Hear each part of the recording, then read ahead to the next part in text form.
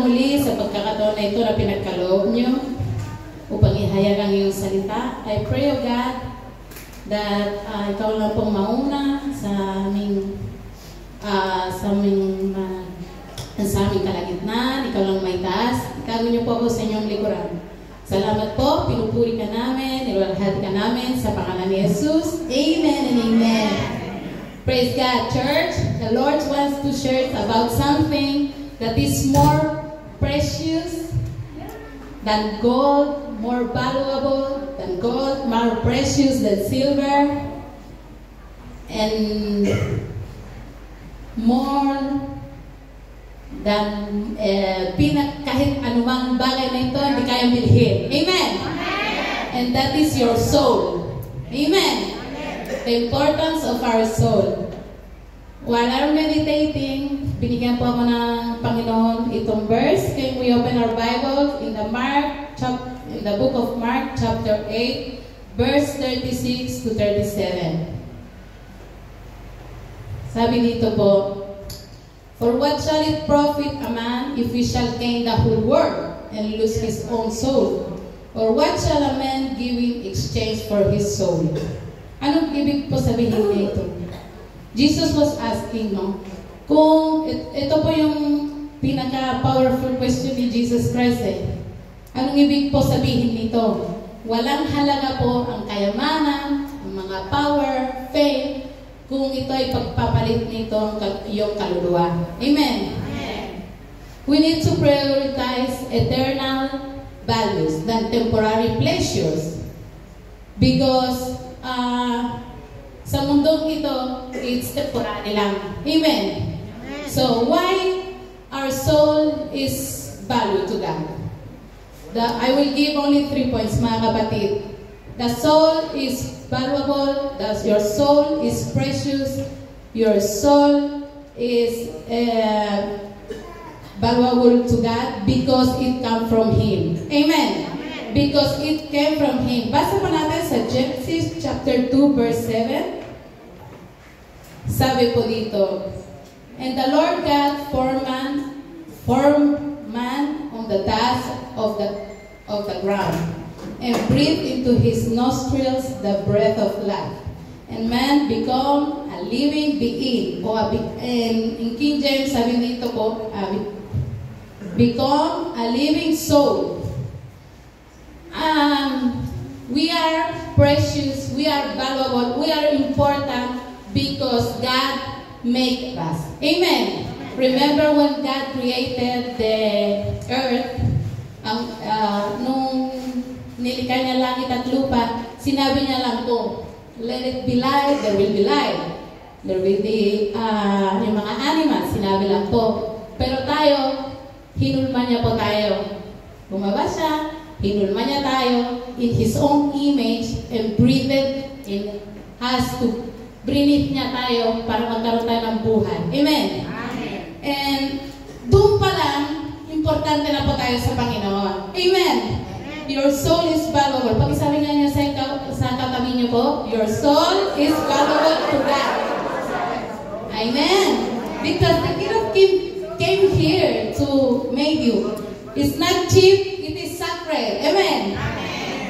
And the second point, why your soul is valuable, why your soul is precious, why your soul is important, because it's eternal. Lahat dito po tayo, dito sa mundo po, mga kapatid, cars, houses, clothes, sapatos, lahat na itong bagay na nakikita po natin will fade away. Even our our physical body will fade away. Amen.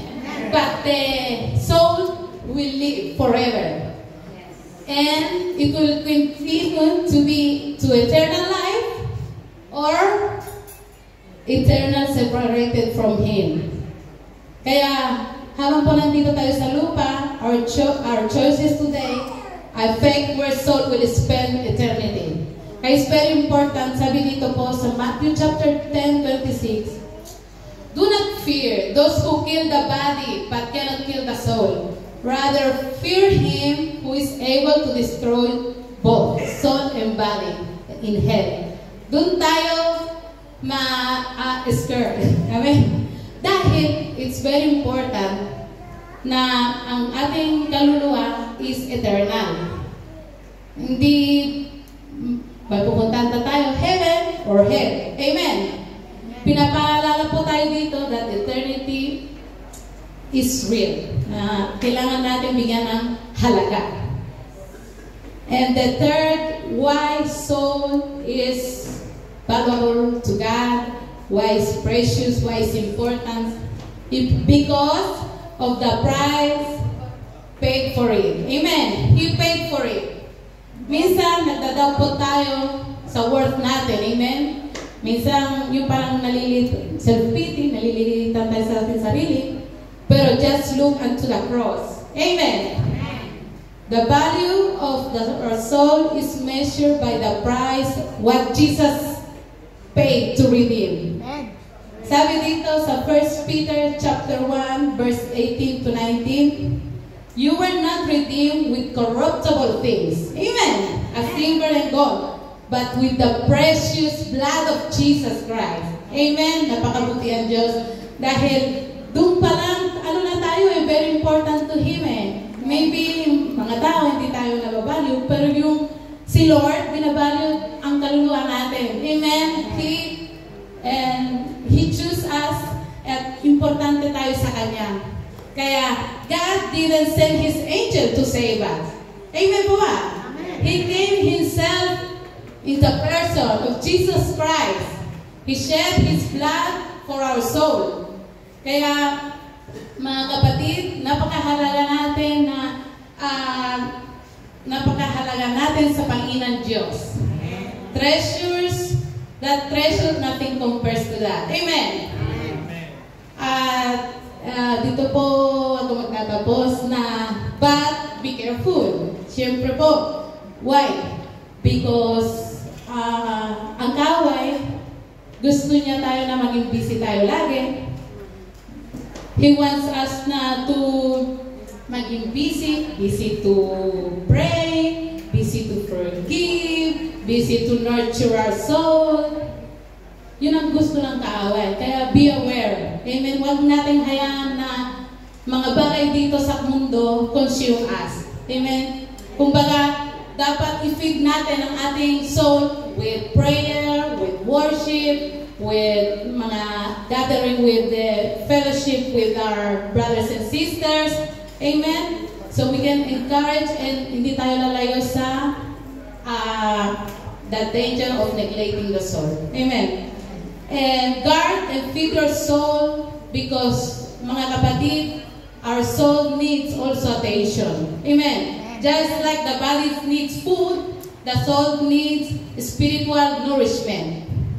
We need to spend more time in prayer, in meditating God's Word, in worship, in relationship, but real relationship with Jesus. Amen?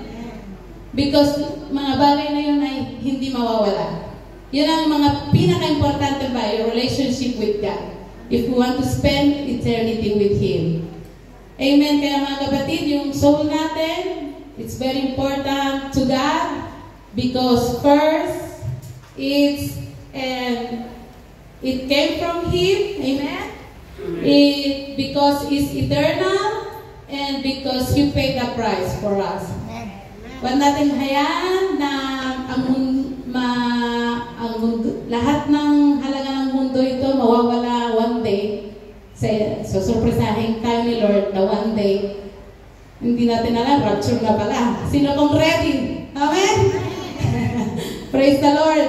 And we are excited to meet the Lord. At yun lang po may share ko, yung valuable soul, don't forget to nourish, to nurture, while hearing God's Word, praying, and meditate His Word. Amen. Yun lang po. To God be the glory. Praise God.